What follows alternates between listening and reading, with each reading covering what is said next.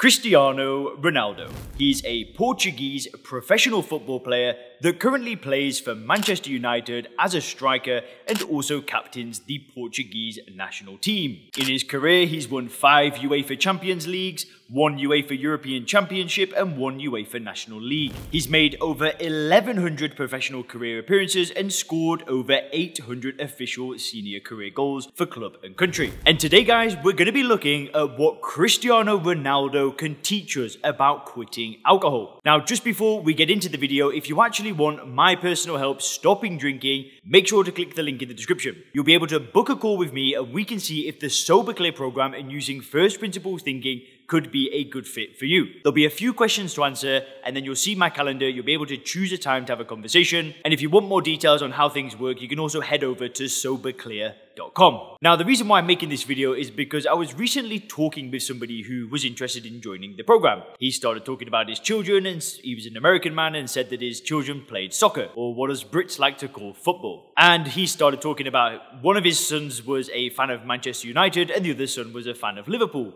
The conversation continues and this guy is a massive Ronaldo fan. That's his all-time favourite athlete. And whilst I don't follow football, I'm a fan of Ronaldo. I think he's an amazing player and I love watching that guy play. And yeah, he's probably my favourite soccer player as well. So after I got off that call, I just did a little bit of reading about Ronaldo and I thought this would make an amazing video because Ronaldo's mindset is just phenomenal. The self-belief and the drive that that individual has is astounding. And there is so many things that we can apply from Ronaldo's mindset to our lives as non-drinkers. So I'm going to break those down for you. There's 4 things that we're going to break down in this video. Now, the first thing that Ronaldo can teach us and one of the strongest foundations of his mindset is that he wants to become the best. If you ever watch an interview with Ronaldo, you will see the absolute 100% self-belief that he has got in becoming the best. He even says it himself that it's no secret that he wanted to be the best. To be the best. This is why it's my main point, it's my motivation, it's to be better than them,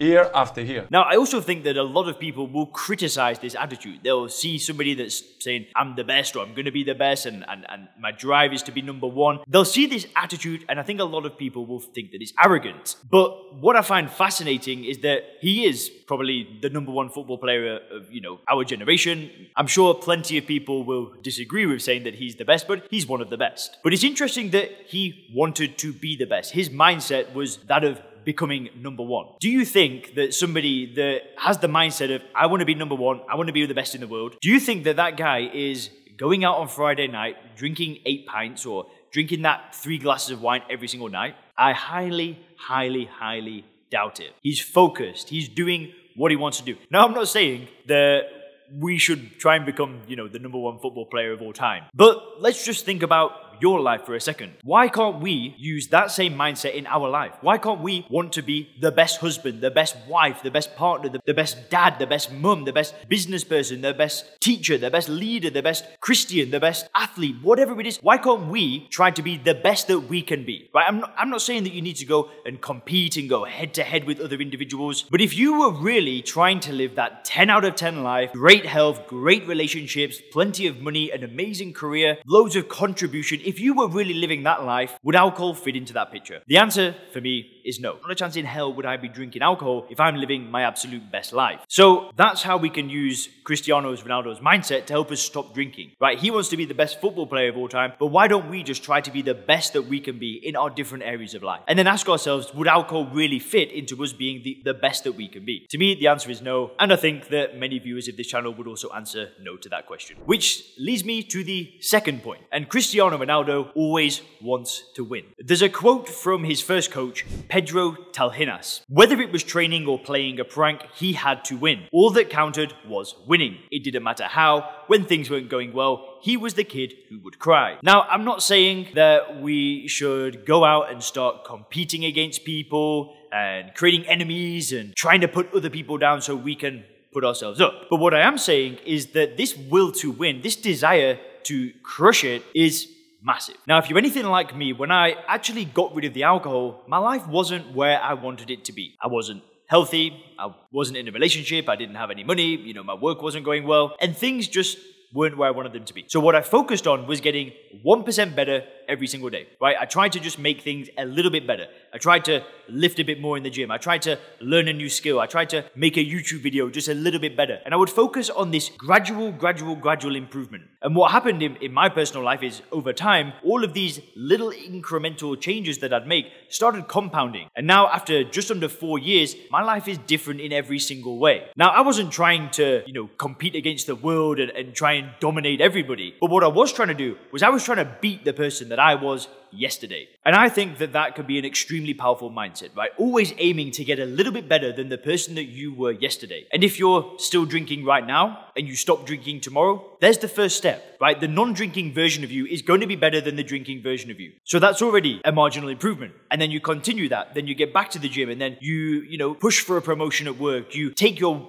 partner out for a date. You do small things every day that compound over time. But having that desire to want to improve, to be the best that you can be, is massive. And it's a great thing that we can apply from Cristiano Ronaldo's mindset. Now, the third thing is how Ronaldo says that relaxation and positivity are imperative. A little bit of a different tone from the previous 2 points, which are obviously very aggressive and very ambitious, but what Ronaldo says is this: training and physical sessions are most important, but living a relaxed lifestyle helps you to be the best that you can be physically and mentally. I spend my free time with family and friends, which keeps me relaxed and in a positive mindset. Now, when we've been drinking alcohol, we often don't know how to relax. For many of us, we've never really experienced true relaxation. We've been drinking alcohol, which creates a feeling of not being relaxed, and then it's just this perpetual cycle. I've made another video that really talks about relaxation and how alcohol does nothing to relax us, but actually making time to relax is pretty beneficial, right? If the best in the world's doing it, if Ronaldo's making that a priority in his life, then why don't we as well? But what that relaxation is doing for him is it's keeping him in a positive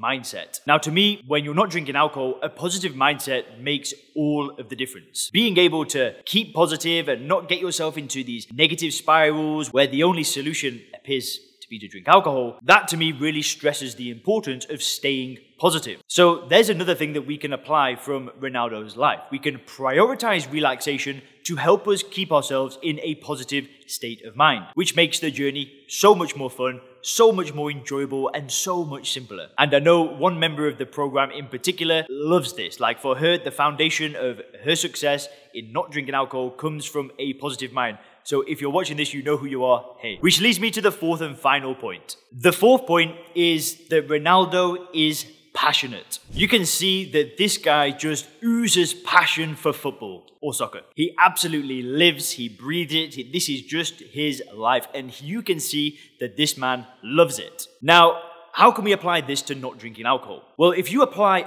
my approach to not drinking alcohol and you change the way that you view alcohol so you see it for what it is, you see it as poison and you see it as ethanol, you should be passionate about that worldview. The world that we live in will not see alcohol the way that we see it, right? If you've done the first principles thinking, if you've changed your paradigm, you will see alcohol differently to how 99% of people see it. Now, when you go out into the world, you will meet people that try to sell you on how drinking is good, controlling drinking is good. Just have one, just have two. It's a good time. You will meet people all the time that will try to sell you on this idea. Be that through advertisements, be that through friends, family members, at events.